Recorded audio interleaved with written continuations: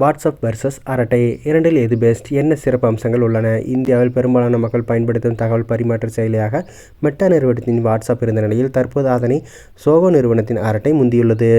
ஏற்கனவே வாட்ஸ்அப் உள்ளிட்ட வேறு சில செயலிகளை பயன்படுத்தி கொண்டு இருந்த பொதுமக்கள் ஏராளமானோர் தற்போது அரட்டை செயலுக்கு மாறியுள்ளார்கள். இந்த நிலையில் வாட்ஸ்அப் செயலிக்கும் அரட்டை செயலிக்கும் உள்ள வேறுபாடுகள் என்ன என்பதை குறித்து விரிவாக பார்க்கலாம். வாட்ஸ்அப் செயலி உலகம் முழுவதும் உள்ள பிரபலமாக உள்ள நிலையில் இந்தியாவிலும் அதற்கு அதிக பயனர்கள் இருக்கிறார்கள். இதன் காரணமாக இந்தியர்களால் அதிகம் பயன்படுத்தப்படும் செயலாக அது இருந்தது. இந்த நிலையில்தான் அரட்டை செயலி அந்த இடத்தை பிடித்துள்ளதாக அந்த நிறுவனம் அறிவித்துள்ளது. மத்திய அமைச்சர்கள் பலர் இந்த செயலியை பயன்படுத்த தொடங்கியுள்ள நிலையில் பொதுமக்கள் மத்தியிலும் இந்த செயலி பிரபலமடைந்துள்ளது. ஆப் ஸ்டோரில் அரட்டை செயலி முதல் இடத்தில் உள்ள நிலையில் வாட்ஸ்அப் 5வது இடத்தில் உள்ளது. அரட்டை செயலுக்கும் வாட்ஸ்அப் செயலுக்கும் உள்ள வித்தியாசம் என்னென்ன? அரட்டை, வாட்ஸ்அப் ஆகிய இரண்டு செயலிகளுமே ஒரே மாதிரியான மெசேஜிங் அம்சத்தை கொண்டுள்ளது.